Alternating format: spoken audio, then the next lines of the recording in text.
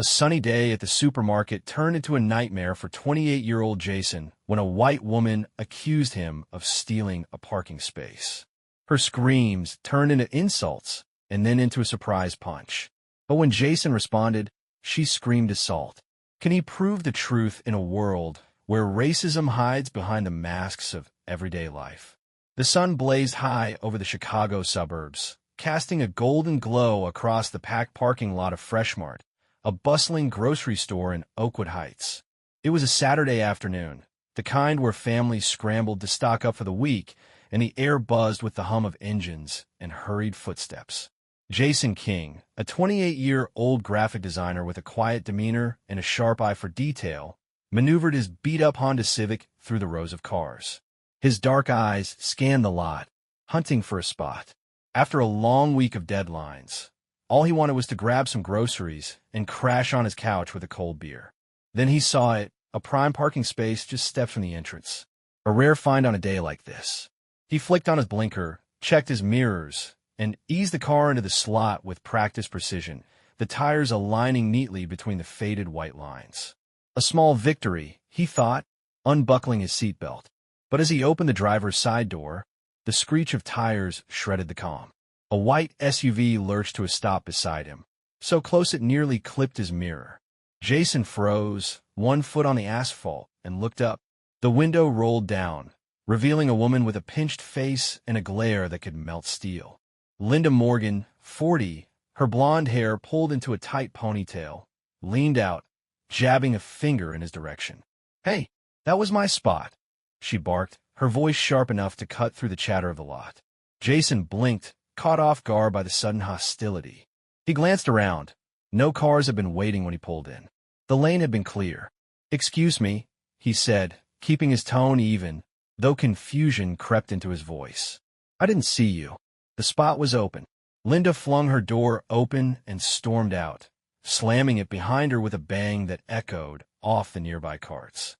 She marched toward him, her sneakers pounding the pavement, her face twisted with an anger that seemed to predate this moment. "I was waiting for that spot," she snapped, stepping into his personal space. "I had my blinker on and everything." Jason raised his hands slightly, palms out, trying to de-escalate. "Look, I'm sorry if you were waiting, but I didn't see you. It's just a parking spot. I didn't mean to cut you off." Her eyes narrowed, and she crossed her arms, her lips curling into a sneer. "Of course you didn't see me. You people never do you?" The words hit like a punch, heavy with implication. Jason's stomach tightened. He'd heard that tone before, the one that turned a mundane disagreement into something uglier, something personal. His jaw clenched, but he forced himself to stay calm. He wasn't about to let her drag him into whatever this was. "Ma'am, I'm just here to get groceries," he said, his voice steady despite the heat rising in his chest. "I don't want trouble." "Trouble?" Linda's voice rose, drawing the eyes of a few shoppers nearby. "Don't you talk to me like that. I've had enough of you people thinking you can do whatever you want. You're all the same, entitled, disrespectful, ignoring the rules." She took another step closer, her finger now inches from his chest.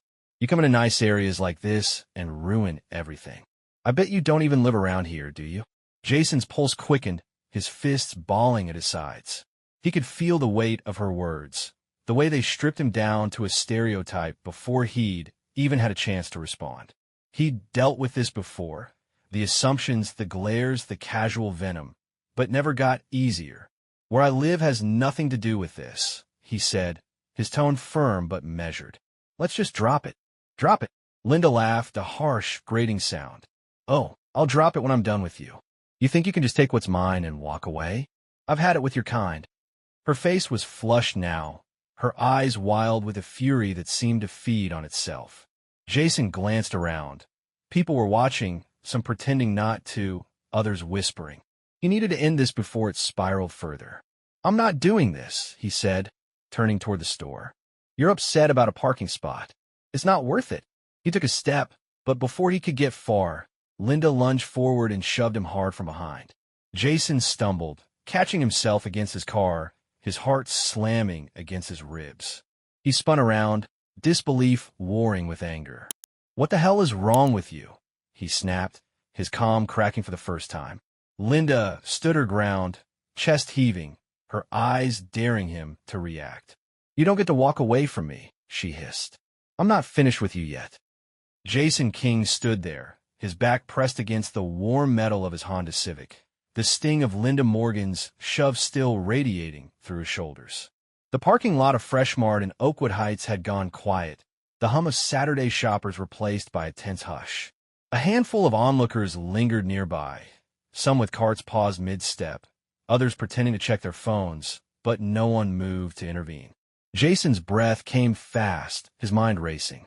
He'd seen confrontations like this before, knew how quickly they could twist against him, but Linda's audacity burned hotter than he'd expected. "What the hell is wrong with you?" he repeated, his voice low but sharp, cutting through the thick air. His dark eyes locked on hers, searching for some shred of reason behind the fury contorting her face. But Linda didn't flinch. She stepped closer, her sneakers scuffing the asphalt, her chest puffed out like she owned the ground beneath them. "You don't tell me what to do," she spat, her voice dripping with venom. "You think you could just take my spot and act like you're better than me? People like you." She jabbed a finger at his chest, stopping just short of touching him. "You're the problem. Always have been. Coming in here, acting like you belong." Jason's fists tightened at his sides, nails digging into his palms. The words weren't new. He'd heard them in subtle digs and sideways glances, in the way some folks clutched their bags tighter when he passed. But hearing them shouted in his face, raw and unfiltered, hit different. His cheek twitched, but he forced his voice to stay steady. "Lady, I'm not here to fight you. Walk away before this gets worse." "Worse?" Linda's laugh was shrill, echoing off the cars around them. "Oh, I'll show you worse, boy." The word landed like a slap, heavy with its history, its venom sinking deep. Jason's breath caught, his muscles coiling. He could feel the eyes of the crowd boring into him, their silence louder than her screams. He wanted to walk away, knew he should walk away, but something in her tone, her absolute certainty that she could degrade him without consequence, kept him rooted. "I'm not your boy," he said, his voice cold now, each word deliberate. "Back off." But Linda didn't back off. Her face twisted further, her eyes flashing with a manic gleam. "Oh, you're going to regret talking to me like that," she hissed. And then, without warning, her hand shot up, swinging fast and hard. The slap cracked across Jason's cheek, a sharp, stinging blow that snapped his head to the side. The sound ricocheted through the lot, drawing gasps from the onlookers. His skin burned, not just from the hit but from the humiliation of it, standing there, publicly struck like he was nothing. For a split second, time slowed. Jason's heart pounded in his ears, his vision blurring at the edges.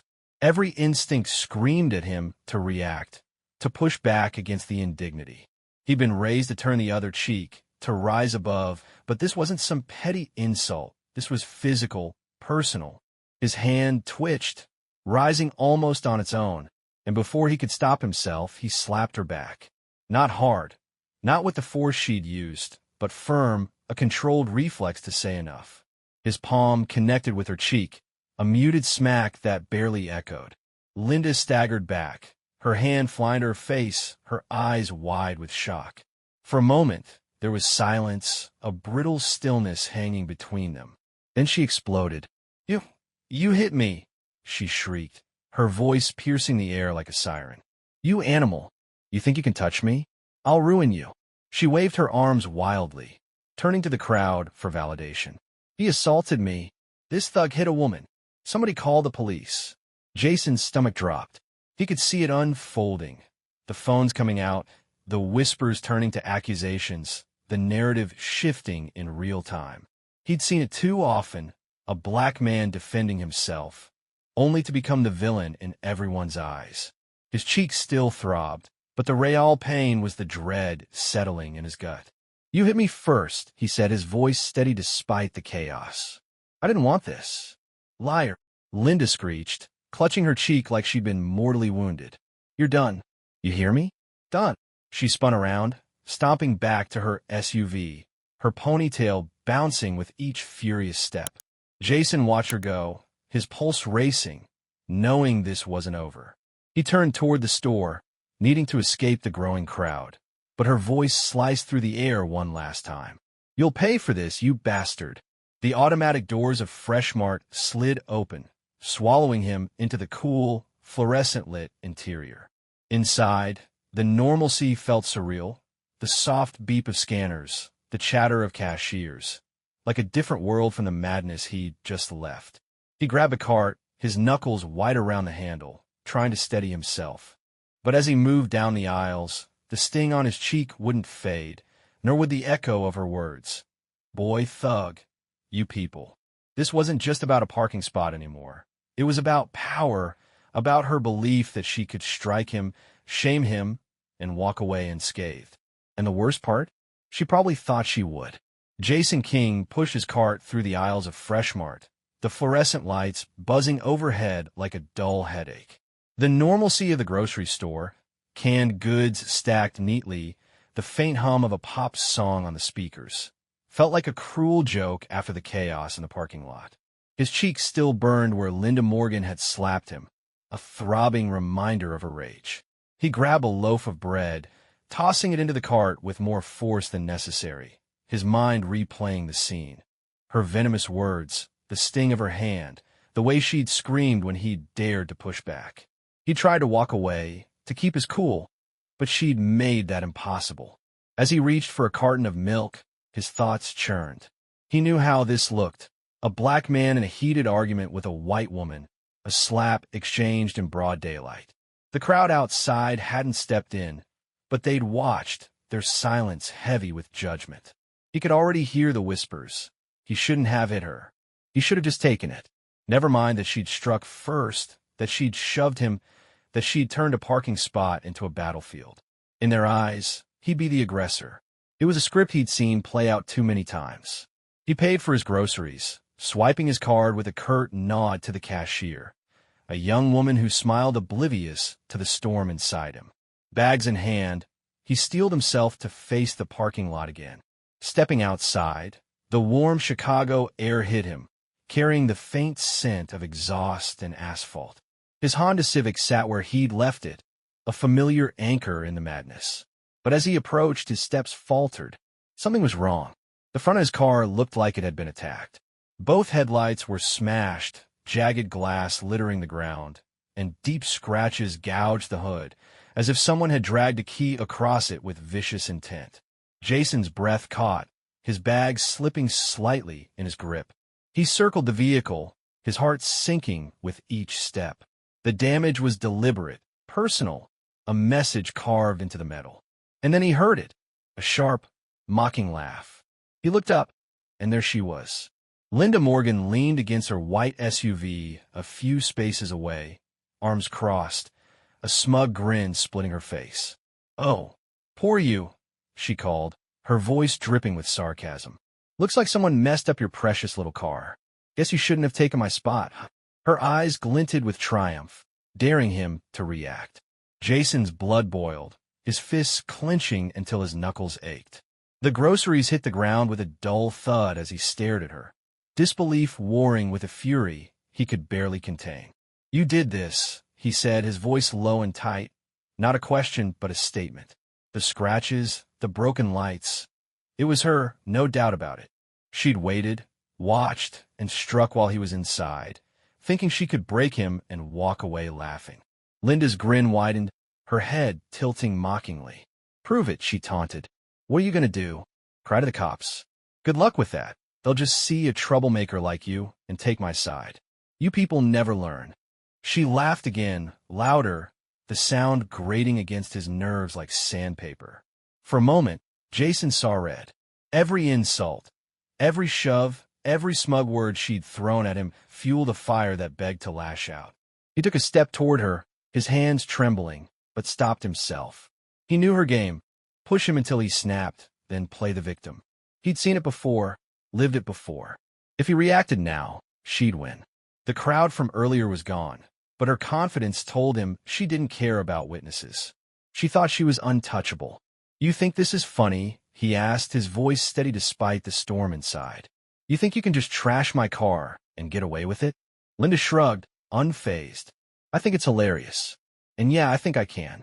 What are you going to do about it? She climbed into her SUV, still smirking through the open window.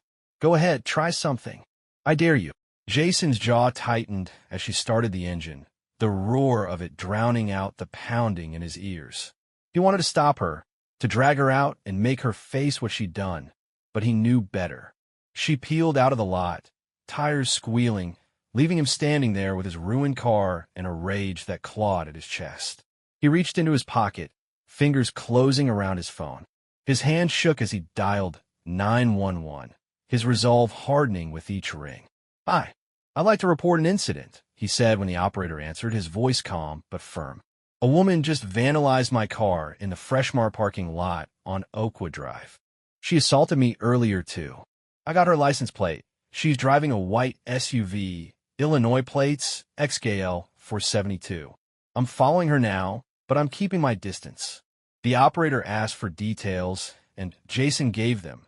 Every word, every action, every scratch on his car. As he spoke, he slid into his driver's seat, the broken headlights staring back at him like wounded eyes.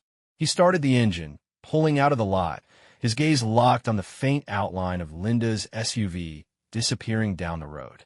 He wouldn't let her win. Not this time. This wasn't just about a car or a slap anymore. It was about justice, and he was done backing down. Jason King gripped the steering wheel of his Honda Civic, the engine's low rumble a steady counterpoint to the adrenaline surging through him. The streets of Oakwood Heights blurred past as he trailed Linda Morgan's white SUV, keeping a careful distance. His headlights might be smashed, but the daylight was enough to track her taillights weaving through the suburban grid. His phone sat in the cup holder, still warm from his call to the police. He'd given them everything, her license plate, the vandalism, the assault in the FreshMart lot. And now it was a waiting game. But waiting didn't ease the knot in his chest. He knew how this could go. A black man chasing a white woman, no matter the reason, was a story that could flip on him fast.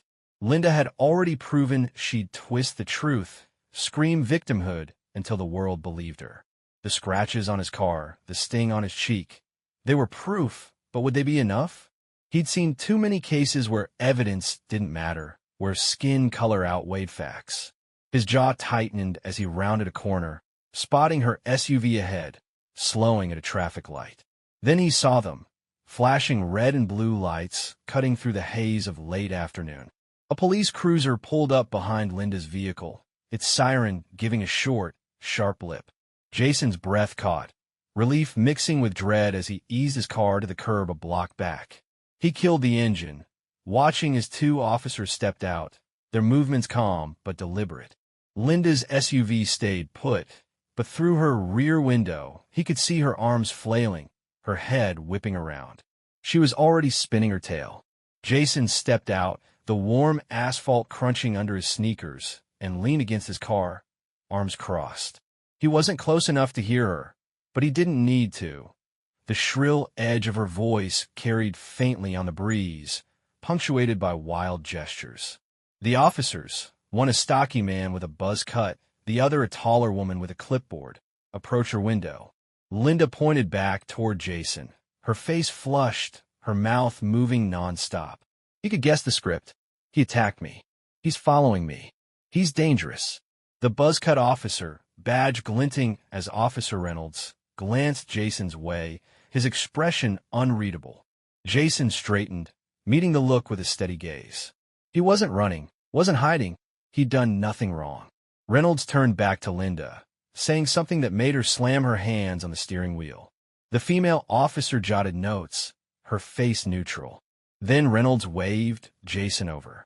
He walked slowly, hands visible, heart pounding, but his steps deliberate. "What happened here, sir?" Reynolds asked, his tone professional, eyes flicking to the scratches on Jason's car parked nearby. Jason took a deep breath, keeping his voice even. "I was at FreshMart, parked my car, and he nodded toward Linda, started yelling about the spot. She shoved me, slapped me, then trashed my car while I was inside. I called you after she smashed my headlights and took off. I followed to make sure she didn't get away." Linda's voice cut through like a blade. "He's lying," she shrieked from her SUV, leaning out the window. He hit me first. He's been harassing me this whole time. Arrest him. He's the one you should be after." Her eyes were wild, her cheeks red, playing the part of the wronged with Oscar-worthy flair. Jason's fists clenched, but he held his tongue. Reynolds raised a hand to quiet her, his gaze shifting between them. "Ma'am, step out of the vehicle," he said firmly. Linda's face twisted in disbelief. "You can't be serious," she snapped, pounding the door as she climbed out. "You're listening to him? He attacked me. Look at my face. He slapped me." She pointed at her cheek, though no mark showed. "I'm the victim here." Reynolds didn't flinch. "We'll check your story." "Sir," he turned to Jason, "any witnesses to the parking lot incident?" Jason shook his head. People were around, but no one stepped in. "The store might have cameras, though, by the entrance. And the damage to my car, you can see it's fresh." The female officer, badge-reading Officer Patel, walked over to inspect the Honda. She crouched by the headlights, running a finger along the scratches, then nodded to Reynolds. "Looks recent," she said. "We'll need to pull the footage." Linda's eyes darted between them, her bravado cracking. "This is ridiculous," she yelled. "He's making it up. You can't believe him over me. I'm not the criminal here." She lunged forward, as if to grab Reynolds, but Patel stepped in, guiding her back with a firm hand. "Calm down, ma'am," Patel said, her voice cool. "We're sorting this out." Jason watched, his pulse steadying. The officers weren't buying her act. Not yet, at least. But Linda's desperation grew, her shouts turning frantic. "You're doing this because of him, aren't you?" she spat, glaring at Jason. "You people stick together, huh? This is all his fault." The words stung, but Jason kept his face blank. He'd heard worse, felt worse. This wasn't about her insults anymore. It was about the truth. Reynolds turned to him, his tone softer. "We'll take her in for questioning and check the cameras. You're free to go, but we'll need your statement later." Jason nodded, relief washing over him, though the weight lingered. "Thanks. I'll follow up." He glanced at Linda one last time. Her eyes burned with hate as Patel guided her to the cruiser. She'd pushed too far, and now the law was closing in. But as he walked back to his battered car, he knew this fight wasn't over. Not until justice stuck. Here's the fifth and final part of the story in English, titled The Verdict, with a length of approximately 3,000 to 3,100 characters, including spaces and punctuation. This part delivers a moral resolution where justice prevails, while reflecting on the broader struggle against racism, adhering to YouTube's guidelines with a focus on psychological depth and a lawful, uplifting conclusion.